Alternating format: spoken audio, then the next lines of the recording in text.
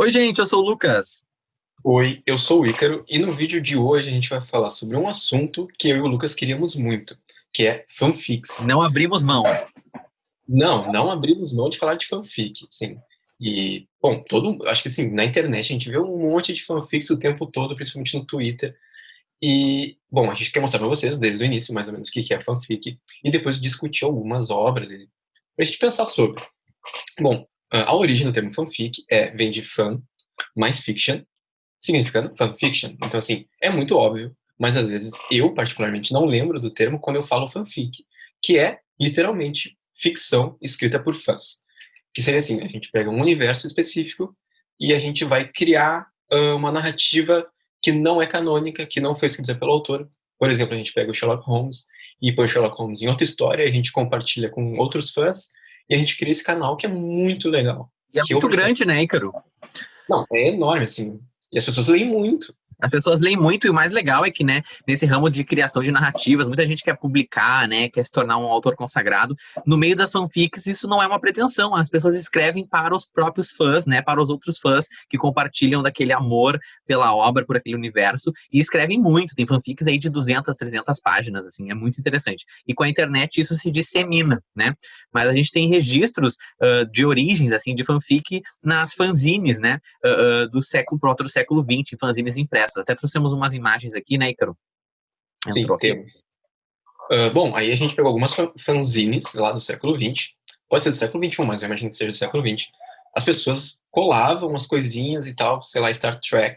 Tu cola as coisinhas, tu faz a tua própria fanzine e distribuíam por correios. Então isso é maravilhoso. Por mais que a internet nos dê toda essa facilidade, imagina tu fazer uma fanzine e enviar pelo correio e receber a sua fanzine pelo correio. Deve ser um Imagina, era prazer tudo muito. feito à mão, imagina que era artesanal. Bom, então, assim, foi o princípio das fanfics, é aí, nas fanzines. Então, elas são um grande primeiro passo para que a gente chegasse hoje até a internet e ter vários sites que disponibilizam fanfics para a gente ler o tempo todo, a todo instante. Aí até tem uns logos aí, vocês estão vendo, né? Sites que, enfim, dão origem a essas comunidades, né? De fanfics, onde os fãs podem compartilhar seus textos, né? E o mais legal, né? É que a fanfic está muito ligada a uma ideia de intertextualidade e dialogismo. E agora eu estou trazendo aqui conceitos, né? Da área da linguagem, vou tentar simplificar um pouco para vocês. Qual é a ideia, né? A ideia é que nós produzimos textos e esses textos, de alguma forma, refletem aquilo que nós lemos, né? Então, quanto mais a gente lê, quanto mais a gente entra em contato com produtos artísticos, de certa forma, nossas obras, nossas produções vão refletindo esses universos. Tem um teórico muito importante da linguagem, que é o Bakhtin, né? Então ele tem uma vasta teoria, mas ele basicamente diz, em um de seus textos, em uma de suas teorias, que todo texto é uma resposta para outro texto, né? Que nenhum texto surge do nada. Então, sempre que a gente está produzindo um novo texto, seja uma ficção ou não, enfim, a gente está jogando esse texto no mundo porque algo nos motivou a produzi-lo, né? Então, todo texto, de certa forma, está respondendo a outro, num eterno diálogo, né? E na fanfic isso fica muito claro, né? É esse dialogismo. As obras conversam entre si e esses universos vão se expandindo cada vez mais. A gente pergunta, né, se fanfic é um gênero textual, assim como o conto é um gênero, a crônica é um gênero, o roteiro é um gênero também. Na verdade, a fanfic é uma narrativa, né? Então tem os elementos fundamentais da narrativas, personagem, espaço, tempo, mas ela tem essa característica fundamental que é se inspirar, né, e apresentar personagens de outras obras, né, que já existem nesse universo da literatura. E fala um pouquinho desses conceitos aqui, né, Ícaro? Explicar, acho que vou usar a Marvel para ficar um pouco mais claro, acho que é o que está é o que tá na mídia, né? Essa ideia de crossover e spin-off, né? O que seria um crossover? É quando tu tem personagens, né, que aparecem dentro de uma outra obra que não é a deles. Então, por exemplo, quando aparece o Homem de Ferro no filme do Homem-Aranha, né? Então, o filme é do Homem-Aranha, mas aparece um personagem de um outro arco narrativo dentro daquela história. E o spin-off, que é? Quando tem uma expansão do universo. Então, vou pegar o exemplo do Harry Potter, né? Então tem lá toda a saga do Harry Potter e agora tem os filmes Animais Fantásticos e Onde Habitam, que é no mesmo universo. O Harry Potter não aparece, mas é naquele mesmo universo. Então, o crossover seria esse encontro de personagens, né, em obras distintas, que não são próprias deles, né? E o spin-off seria uma narrativa expandindo um universo já existente. Sim, maravilhoso. Pô, Tá? crossover deve ser muito legal escrever um crossover. Deve Ele ser vai muito legal. misturar. Eu queria que as novelas fossem assim. Eu acho que ia revolucionar as novelas. A Dá pra... personagem da novela das 7 aparece na novela das 9, a das 6 aparece na das 7, daí tudo fica interligado. Isso é muito bom. Bom, fica a dica aí para os escritores de novela, fazer um grande crossover. Valcir Carrasco, tá aqui a dica.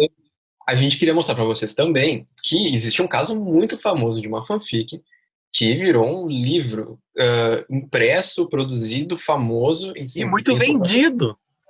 muito vendido, e um livro que virou seu próprio cânone, e que tem pessoas que escrevem fanfic para ele, que é o 50 Tons de Cinza, que originalmente, não sei se vocês sabem, era uma fanfic de Crepúsculo, e a autora alterou algumas coisas, alterou os nomes, e publicou esse livro como 50 Tons de Cinza. Então, assim, isso é fantástico.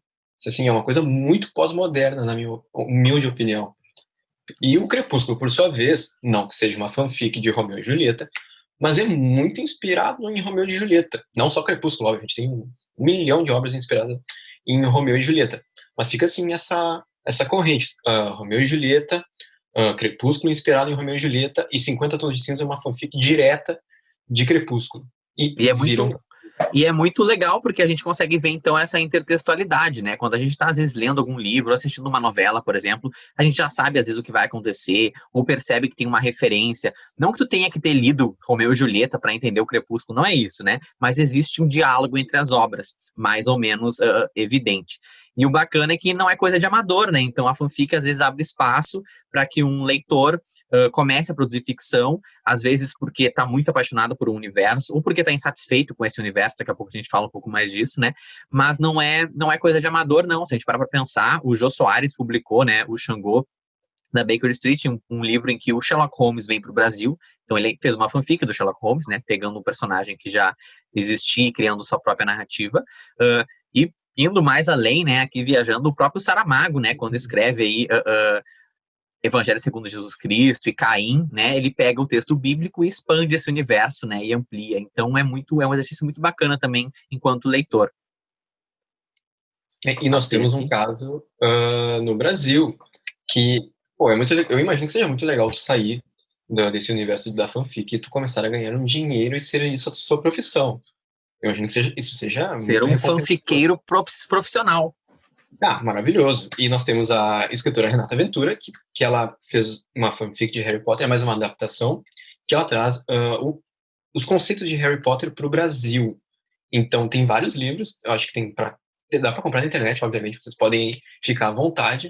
E a gente tem uma sinopse que vocês podem, quando aparecer na tela, vocês podem pausar e ler a sinopse, mas é basicamente um menino do morro que descobre que tem poderes mágicos, É um muito mágicos. bruxo, é. Ele é um bruxo, igual o Harry Potter, mas ele é brasileiro, ele é carioca. Então, E que é a fiquem à escola vontade. de magia do Brasil, então ficaria dentro do morro, assim. É bem interessante, porque trabalha também com noções do folclore brasileiro, né? Então, assim como lá no Harry Potter a gente tem, né, dragão, a gente tem o hipogrifo, né? A gente tem elementos da cultura grega também. Ela pega elementos do folclore brasileiro e apresenta dentro dessa narrativa, se aproveitando, então, desse universo do Harry Potter, né? Claro que não é um plágio, né? Muito importante, às vezes as pessoas confundem um pouco, né? Não é um plágio, né? Tu tá se apropriando daquele universo e criando tua própria história a partir daqueles elementos. E a gente tem uma discussão agora muito legal, que é a discussão que estava há poucas semanas aí no Twitter, estava bombando, que é as pessoas querendo se distanciar um pouco da J.K. Rowling e dizer, bom, o Harry Potter é nosso, nós somos os fãs, o Harry Potter é nosso, não é mais teu. Então, assim, a obra, para mim, ficou muito maior do que a autora, nesse caso. E em outros casos também. Rola uma independência, né? Isso aconteceu até quando a J.K. Rowling escreveu aquela continuação do Harry Potter, que é uma peça de teatro, né? Ela escreveu junto com outros autores. E essa peça, Harry Potter e a Criança Amaldiçoada, se eu errei, você comente aí, mas acho que é isso sim. E o pessoal não curtiu muito, então os grandes fãs não gostaram muito daquela história ali, e eles meio que não consideram aquilo parte do cânone, né, dessa história principal. Então, às vezes, o universo narrativo ele é tão forte, né, ele é tão grande, que o leitor acaba se apropriando daquilo e, enfim, é maior do que o próprio autor, né, e era isso que a gente estava tentando dizer. E eles vão Não, criando. minha última contribuição aqui seria o cânone, geralmente é aquilo escrito pelo autor. e o não cânone seria escrito pelos fãs. Só que alguns universos ganham tem uma proporção tão grande que o cânone passa a ser o universo em si, não mais do que o autor escreve. E os fãs conseguem recusar uma obra escrita pela própria autora. Sabe? É Isso é, muito assim, interessante, né? Não, é muito interessante. Então, esse movimento está por aí, vocês podem procurar, né? Agora, se termine aqui o vídeo, comentem aqui embaixo se vocês já leram fanfics ou não, se vocês já escreveram fanfics ou não. É um exercício muito legal, até para mostrar a percepção de leitura que as pessoas têm, né? Então, às vezes a pessoa acha que um personagem não foi muito bem explorado numa narrativa, ela vai lá e escreve sua própria, explorando mais aquele personagem, ou gosta mais de um personagem, ou de um trecho, ou de outro. Então, dá liberdade para o leitor expandir esse universo. Isso, nós vamos deixar aqui embaixo as instruções para vocês escreverem sua própria fanfic e nos enviar, fiquem à vontade, nós vamos deixar as instruções aqui. E muito obrigado, deixem o seu like, se inscrevam, obrigado por terem participado com a gente, e fanfic é muito legal de discutir. A gente queria muito falar desse assunto aqui, então espero que tenham gostado. Pesquisem mais se vocês gostaram, é muito legal mesmo. Um abração e até a próxima. Deixa eu botar aqui. Tchau, gente. Valeu, Tchau. gente.